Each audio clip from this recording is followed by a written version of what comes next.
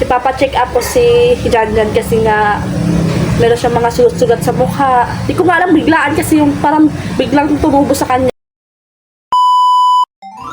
Hi guys! Good morning! Today guys, nakabihis kami. Ando yung dalawa sa pintuan kasi excited na umalis.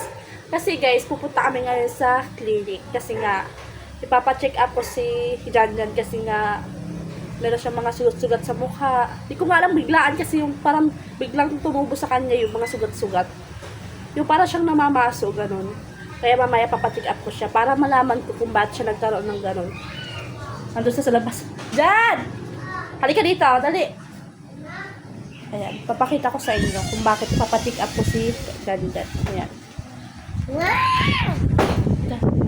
Kasi Janjan, ayan siya. Ayan, bigla siya nagkaroon ng mga sugat-sugat sa mukha. Hindi ko nga rin alam eh. Ayan, 4 days na siya. Ganyan. Kaya ngayon, ipapacheck up ko siya para malaman ko kung ano bang kuha niya, klaseng dumapo sa balat niya. Ayun guys, i-update ko kayo mamaya. Bye-bye!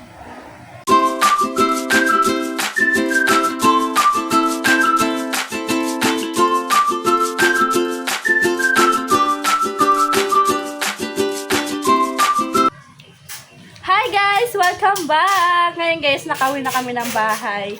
At sa wakas, napacheck up ko na rin si Janjan. Sabi ng doktor, meron daw si Janjan na impetigo. Yung mga sugat-sugat sa mukha. So, sabi ko, ba't kaya nagkakaroon ng bata ng ganito? Yung impetigo. Sabi niya, marahil daw nahawaan tong aking anak kasi nga daw, baka daw meron siyang kalaro na may gayon din. Sabi ko daw sa doktor, sabi ko meron po siyang kalaro na ganun. Sabi niya, nahawaan daw yung aking anak. Kaya halimbawa, merong bata na merong impetigo, kailangan hindi muna makipaglaro yung bata doon para hindi siya mahawaan. Diba? Nahirapan ako mag-explain.